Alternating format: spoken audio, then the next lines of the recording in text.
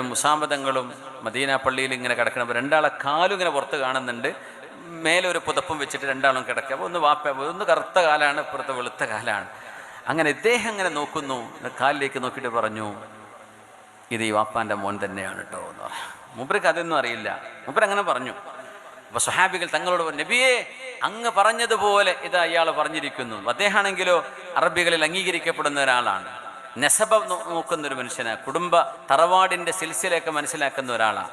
അദ്ദേഹം പറഞ്ഞത് confirmation, DNA test ഒന്നും പിന്നെ ആവശ്യമില്ല, അത്രക്കും ആക്യുറേറ്റാണ് ആ മനുഷ്യൻ്റെ വാക്കുകൾ. അപ്പോൾ തങ്ങൾ പറഞ്ഞു, എനിക്ക് വലിയ സന്തോഷമായി, ഞാൻ നിങ്ങളോട് അത് തന്നെയല്ലേ പറയാറുണ്ടായിരുന്നത്. അപ്പോൾ അങ്ങനെയൊക്കെ മക്കൾക്ക് നിറവ്യത്യാസം വരുന്നതൊന്നും വിഷമിക്കേണ്ട കാര്യമില്ല എന്ന് നബി തങ്ങൾ പറയാറുണ്ട്. അപ്പോൾ ഉസാമ റളിയല്ലാഹു അൻഹു നബി തങ്ങൾക്ക് ഭയങ്കര ഇഷ്ടമാണ്. കറുകറുത്ത മനുഷ്യനായിരുന്നു. അന്ന് 17 വയസ്സ്, നമ്മൾ +2 കുട്ടീൻ്റെ പ്രായമായിരിക്കും. ആ കുട്ടിയാണ്, കുട്ടീന്ന് ഞാൻ പറയല്ല, യങ് അഡൽട്ട്സ്, വളരെ ചെറുപ്പക്കാരനായ ഉസാമ റളിയല്ലാഹു അൻഹുവാണ് 2000-ഓളം വരുന്ന സ്വഹാബികളുടെ നേതാവ്. അതിൽ ആരുണ്ട്?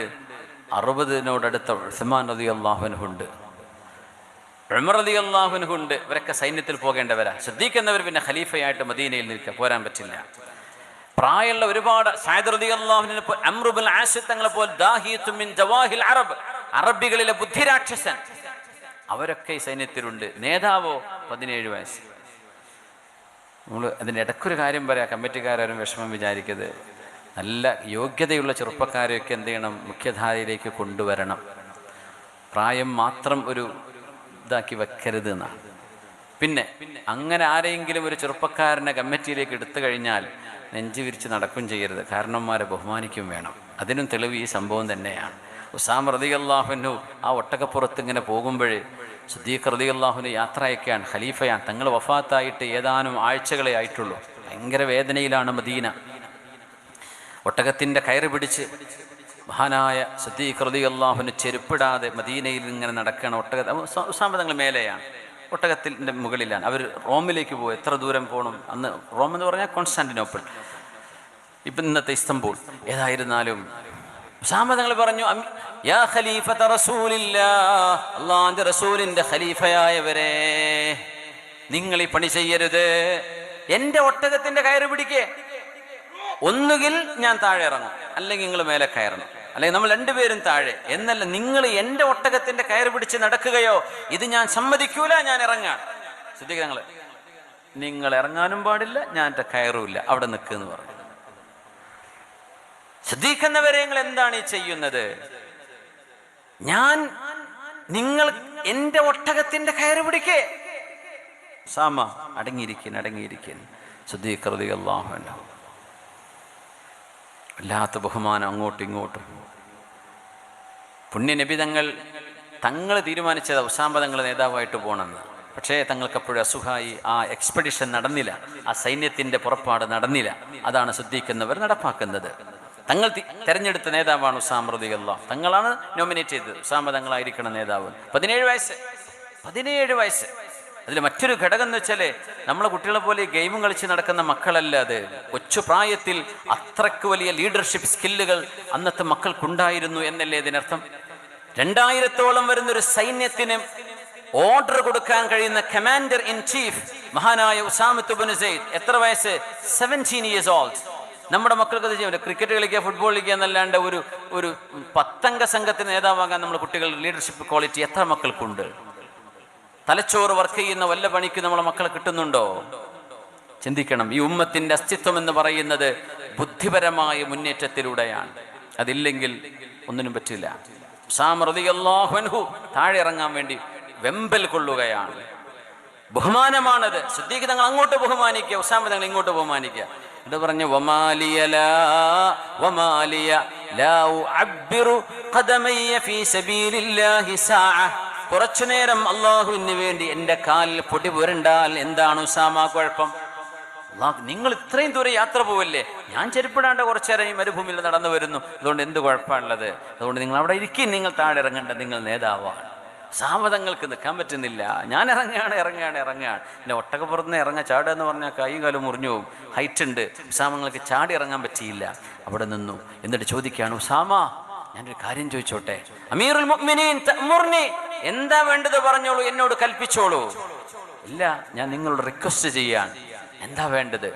പിന്നെ ഞാൻ ഒറ്റക്കല്ലേ മദീനയിൽ, നിങ്ങളൊക്കെ പോവുകയാണല്ലേ, 2000 യോദ്ധാക്കൾ മദീന വിട്ടു പോവുകയാണ്. ഇനി വരുമ്പോഴേക്കും മാസങ്ങൾ കഴിയും. എൻ്റെ കൂടെ ഭരണവിഷയങ്ങളിൽ എന്നെ സഹായിക്കാൻ എനിക്ക് 1-2 പേരെ വേണം. ഉമർ എന്നവരെ നിങ്ങൾ എനിക്ക് വിട്ടുതരുമോ? നോക്കണേ. അപ്പോൾ സാമ്പതങ്ങൾ അമീറുൽ മുഅ്മിനീൻ എന്ന് വിളിക്കൂല, അന്ന് ഖലീഫത്തു റസൂലില്ലാഹി എന്ന് പറയും. അമീറുൽ മുഅ്മിനീൻ എന്ന് വിളിക്കാൻ തുടങ്ങിയത് ഉമർ തങ്ങളുടെ കാലം മുതലാണ്. ഖലീഫയെ അമീറുൽ മുഅ്മിനീൻ എന്ന് വിളിക്കുന്നത്. യാ ഖലീഫത്ത റസൂലില്ല, അങ്ങേക്ക് ആരൊക്കെയാണോ വേണ്ടത് അവരൊക്കെ നിങ്ങളോട് നിർത്തിക്കൊള്ളി, ബാക്കി മതി എനിക്ക് വേണം, എനിക്ക് ഉമർ എന്നവരെ കിട്ടിയാൽ മതി. പിന്നെ 1-2 ആളുകളെയും പറഞ്ഞു സിദ്ദീഖ് റളിയല്ലാഹു അൻഹു. അവരെയും താഴെ ഇറക്കിയിട്ട് ഉസാമ റളിയല്ലാഹു അൻഹുവിന് ദുആ ചെയ്തു കൊടുത്തുകൊണ്ട് സിദ്ദീഖ് റളിയല്ലാഹു അൻഹു യാത്രയാക്കുകയാണ്. അന്ന് മദീന കാലിയാണ്. ഇസ്ലാമിനൊരു അറ്റാക്ക് വരികയാണെങ്കിൽ മദീനയെ പ്രതിരോധിക്കാനെന്ന് സ്വഹാബികളില്ല. ആരുടെ പ്രതിരോധമൊഴികെ? അള്ളാഹുവിൻ്റെ പ്രതിരോധമൊഴികെ വേറൊന്നുമില്ല. ഒറ്റക്കായിരുന്നു സിദ്ദീഖ് റളിയല്ലാഹു അൻഹു. എന്നിട്ട് സിദ്ദീഖ് എന്നവർക്ക് സ്വാഭാവിക മരണം. ഉമർ റളിയല്ലാഹു അൻഹു ആണെങ്കിലോ 21 രാജ്യങ്ങളിലേക്ക് ഇസ്ലാം പടർന്നിരിക്കുകയാണ്. ഉമർ തങ്ങൾ അവസാനത്തെ ഫി ആഖിരി ഹജ്ജത്തിൻ ഹജ്ജഹാ ഉമർ തങ്ങളുടെ അവസാനത്തെ ഹജ്ജ്. അതിന് മുമ്പ് ഒരു സ്വപ്നം കണ്ടു, ഒരു പൂവങ്കോഴി വന്നിട്ട് ഉമർ എന്നവരെ 3 കൊത്തുന്നത്. ആ സ്വപ്നത്തിന് വ്യാഖ്യാനം പറഞ്ഞു കൊടുത്തത് അസ്മാ ബിൻത് ഉമൈസ് റളിയല്ലാഹു അൻഹ, ജഅഫർ തങ്ങളുടെ ഭാര്യയായിരുന്ന അസ്മാ ബീവി പറഞ്ഞു, ഉമറേ യഖ്തുലുകൽ അജ്മിയുൽ കാഫിർ, കാഫിറായ അറബിയല്ലാത്തൊരു മനുഷ്യൻ നിങ്ങളെ 3 കുത്തുകുത്തി നിങ്ങളെ കൊല്ലും എന്നാണ് ഇതിനർത്ഥം. ഉമർ തങ്ങൾ അല്ലാഹുൽ മുസ്തആൻ, പടച്ചവനെ നീയാണ് എൻ്റെ സഹായം കേട്ടോ എന്ന് പറഞ്ഞു. ഉമർ തങ്ങൾ ഉറപ്പിച്ചു. ആ പറഞ്ഞ സ്വപ്നം അങ്ങനത്തെ സ്വപ്നമാണ്, വ്യാഖ്യാനിച്ചത് അങ്ങനത്തെ ഒരു മഹദിയുമാണ് അസ്മാ ബിൻത് ഉമൈസ് റളിയല്ലാഹു അൻഹ.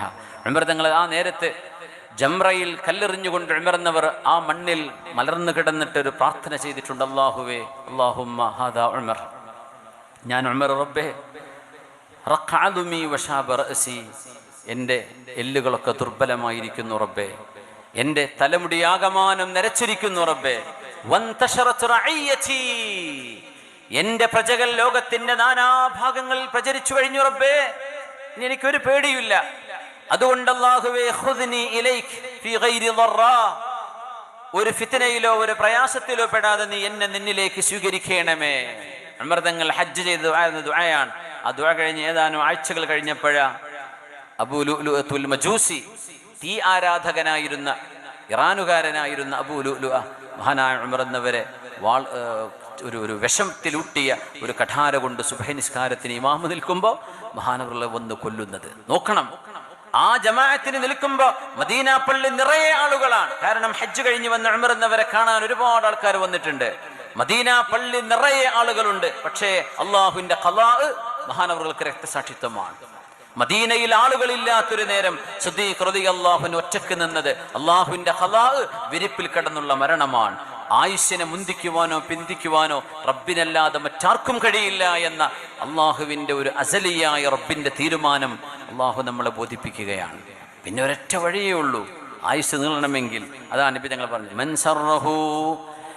സറഹു അൻ യുബ്സത ലഹു ഫീ റിസ്ഖിഹി, ജോലിയില്ലാത്തവർക്ക് ജോലി വേണമെങ്കിൽ, കച്ചവടത്തിൽ നഷ്ടം സംഭവിച്ചവർക്ക് ലാഭം വേണമെങ്കിൽ, സമ്പത്തില്ലാതെ ദാരിദ്ര്യത്തിൽ കഴിയുന്നവർക്ക് സമ്പൽ സമൃദ്ധി വേണമെന്നുണ്ടെങ്കിൽ പുണ്യനബി തങ്ങൾ പറഞ്ഞു തന്ന പരിഹാരമാണിത്. സ്വഹീഹുൽ ബുഖാരിയിൽ മഹാനായ അനസ് റളിയല്ലാഹു അൻഹു എന്ന ഹബീബിന്റെ 10 കൊല്ലത്തെ പരിചാരകൻ അനസ് ഇബ്നു മാലിക് റളിയല്ലാഹു അൻഹു ഉദ്ധരിക്കുകയാണ്, ഖാല റസൂലുള്ളാഹ് സ്വല്ലല്ലാഹു അലൈഹി വസല്ലം, മൻ സറഹു അൻ യുബ്സത ലഹു ഫീ റിസ്ഖിഹി, ആർക്കെങ്കിലും സമ്പത്ത് വേണമെന്നുണ്ടെങ്കിൽ എന്നല്ല, സമ്പത്തിൽ വിശാലത വേണമെന്നുണ്ടെങ്കിൽ, വയുൻസഅലഹു ഫീ അഥരിഹി, ആയുസ് നീളം വേണമെന്നുണ്ടെങ്കിൽ, അള്ളാഹു നിശ്ചയിച്ചത് 40 അത് 60 എക്സ്റ്റെൻഡ് ചെയ്ത് കിട്ടണം എന്ന ആഗ്രഹമുണ്ടെങ്കിൽ, അള്ളാഹ് നിശ്ചയിച്ചത് 60 അതൊരു 80 വരെ പോകണം എന്ന ആഗ്രഹമുണ്ടെങ്കിൽ, അള്ളാഹുവിന്റെ ഖളായിൽ ഒരു മാറ്റം നിങ്ങൾക്ക് വേണമെന്നുണ്ടെങ്കിൽ ആ മാറ്റത്തിന് 2 കാരണങ്ങളേ ഉള്ളൂ.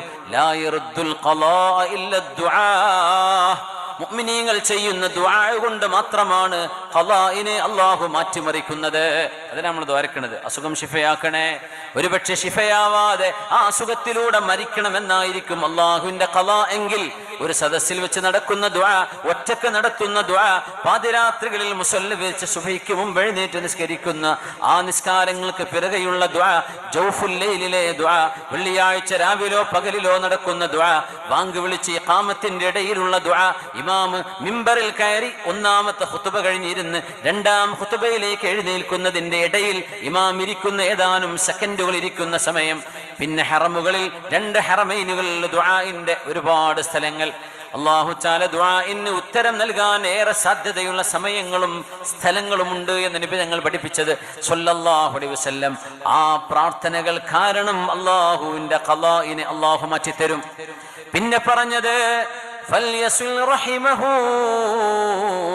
ആയുസ്സിൽ വർദ്ധനവ് വേണമെന്നുണ്ടെങ്കിൽ, സമ്പത്ത് അല്ലാഹു സമൃദ്ധി നൽകണം എന്ന് ആഗ്രഹമുണ്ടെങ്കിൽ കിട്ടുന്ന സമയം കുടുംബ ബന്ധങ്ങളെ ചേർത്തേണമേ.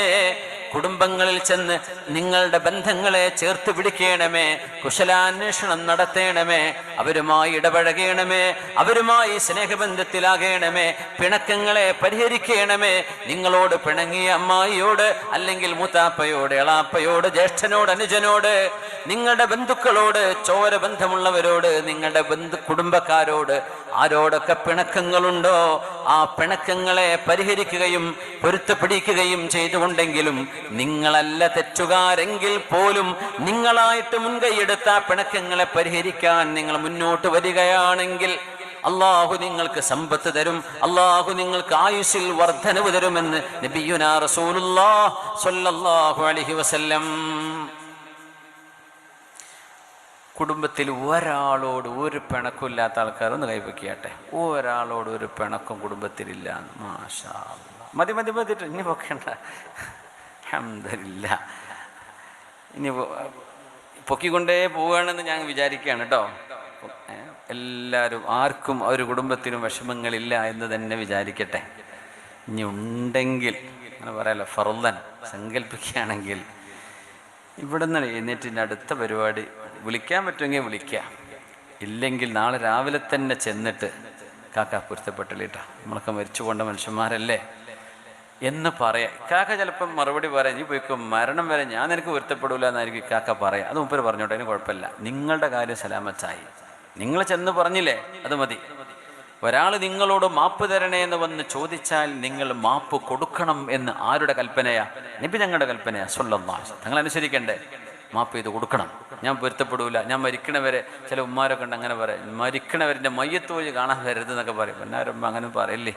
ആ മനുഷ്യൻ്റെ ദുആ കൊണ്ടായിരിക്കും ഒരുപക്ഷെ നിങ്ങൾക്ക് ഖബറിൻ്റെ അദാബിൽ നിന്ന് രക്ഷ ഉണ്ടാവുക. നമ്മൾക്കറിയില്ല ആരുടെ ദുആയാണ്, ആരുടെ ആമീനാണ്. ഇന്നാരും കാണാൻ വരണ്ട, ഓളെ മുഖം എനിക്ക് കാണേ വേണ്ട, എൻ്റെ മുമ്പുക്കും വരണ്ട, എൻ്റെ വീട്ടുക്കും വരണ്ട. ഇതൊക്കെ ദേഷ്യപ്പെടുമ്പോൾ ഇബ്ലീസ് അങ്ങോട്ട് പറയിപ്പിക്കുന്നതാ. തിരുത്തുക. അല്ലാഹുവിനെ വിചാരിച്ച റബ്ബേ അങ്ങനെ ഞാൻ പറയാൻ പാടില്ലായിരുന്നു, റബ്ബേ പറ്റിപ്പോയി, പടച്ചോനെ എനിക്ക് മാപ്പതാ. ഒരു മുഅ്മിനായ ആണിനോടൊപ്പം എന്തൊക്കെ ചെയ്താലും നമ്മളെ കൊന്നിട്ടൊന്നുമില്ല, ജീവനോടെ ബാക്കിയുണ്ടല്ലോ നമ്മൾ, അത് മതി അൽഹംദുലില്ലാഹ്. ബാക്കിയുള്ളതൊക്കെ സാരമില്ല എന്ന് പൊരുത്തപ്പെട്ടു കൊടുക്കുക. അങ്ങനെ നിങ്ങൾ കുടുംബ ബന്ധങ്ങളെ ചേർത്ത് പിടിക്കുകയാണെങ്കിൽ അല്ലാഹു നിങ്ങൾക്ക് സമ്പത്തിൽ അല്ലാഹു വർധനവ് തരുമെന്നും ബറക്കത്ത് തരുമെന്നും ആയുസ്സിൽ അല്ലാഹു നീട്ടിത്തരുമെന്നും ഹബീബുനാ റസൂലുള്ളാഹ്